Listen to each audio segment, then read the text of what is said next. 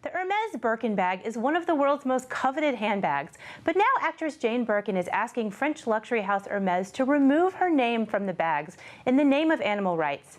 The move comes after activist group People for the Ethical Treatment of Animals released a graphic expose showing workers in a crocodile farm skinning conscious animals. With more details, we're joined now by Wall Street Journal style columnist Christina Binkley. So, Christina, how unusual is it for a brand ambassador like Miss Birkin to turn on the brand? I mean, especially at this luxury level.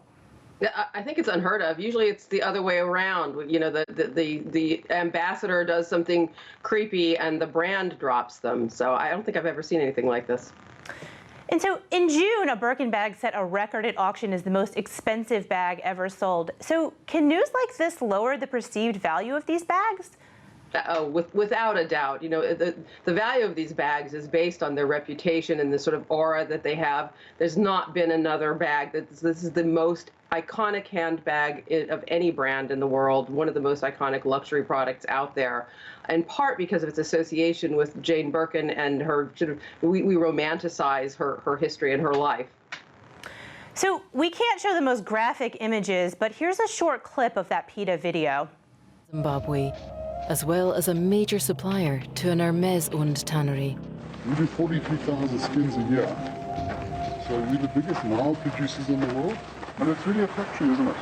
It takes the belly skins of 3 crocodiles to make a single Hermès Kelly bag, or just one Birkin bag. We supply a company in France called Hermès. We have a single supply sort of arrangement with them where they purchase every single skin of ours.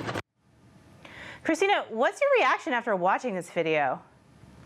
You know, to be honest with you, it was hard for me to get through good parts of it. It's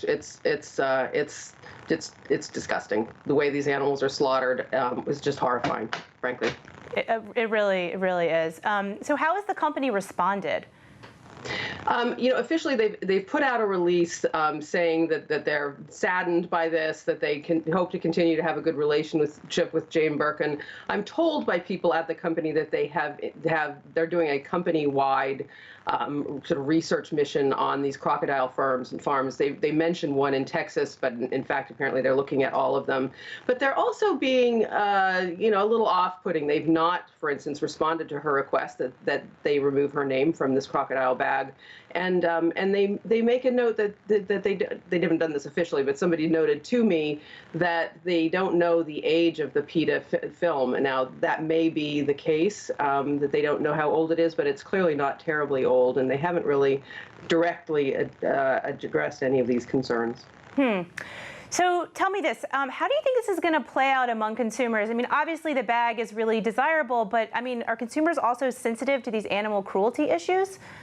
Some consumers are. I mean, this puts the crocodile handbags and belts and other materials that are made out of croc, which is a really popular luxury material these days. It puts it in the same light as fur, and people kind of come down on two sides of that.